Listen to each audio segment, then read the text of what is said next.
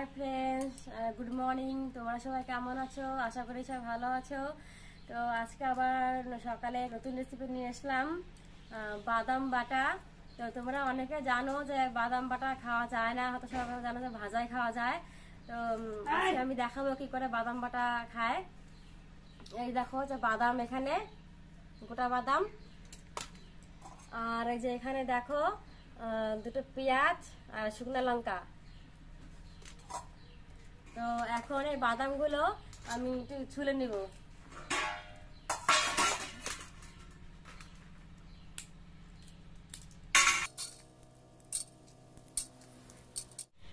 এই যে এখন আমার বাদামগুলো চুলা হয়ে গেছে, আর এখন আমি ভেজে নিব।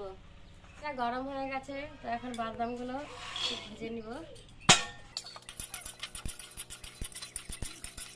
বাদামগুলো ভাজা হয়ে গেছে, তো এখন নামিয়ে নিব।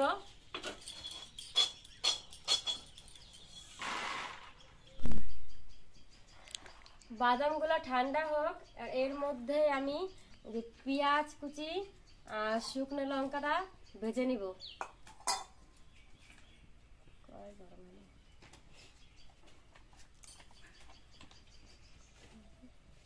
কড়াইটা গরম হয়ে গেছে, এটা সরষের তেল দিয়ে দিচ্ছি।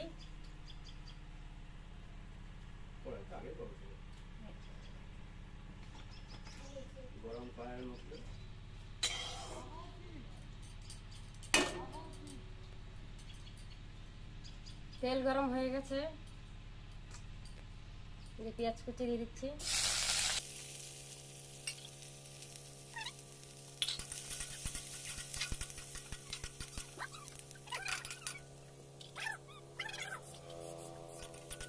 পেঁয়াজ শুকনো লঙ্কাগুলো ভাজা হয়ে গেছে, তো এখন আমি নামিয়ে নিচ্ছি।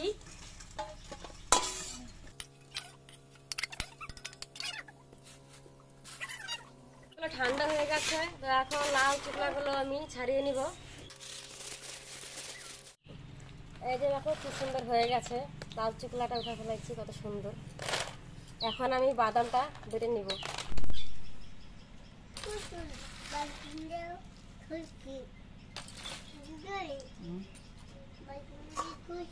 ওই যে যেখানে পেঁয়াজ ভাজা, শুকনো লঙ্কা ভাজা দিয়ে দিচ্ছি।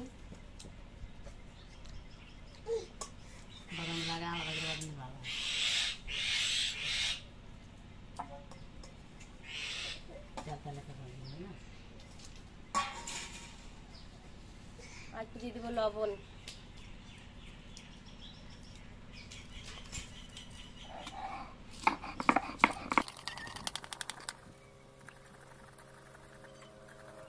এই যে হালকা একটু জল দিতে হবে।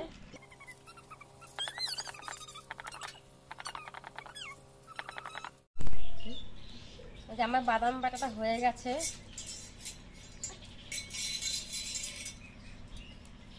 এই দেখো কি সুন্দর বাটা হয়ে গেছে, কত সুন্দর হয়েছে।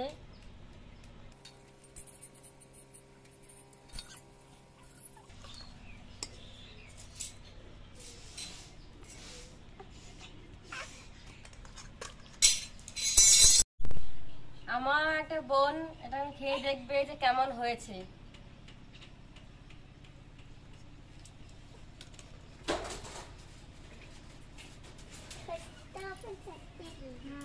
ভালো, অনেক মজা, অনেক মজার।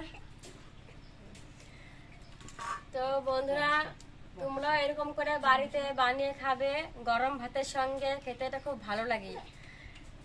আমার এই ভিডিওটা যদি ভালো লাগে তবে মিষ্টি অধিকারী চ্যানেলে সাবস্ক্রাইব করে দিও, আর একটা লাইক করে দিও, শেয়ার করো।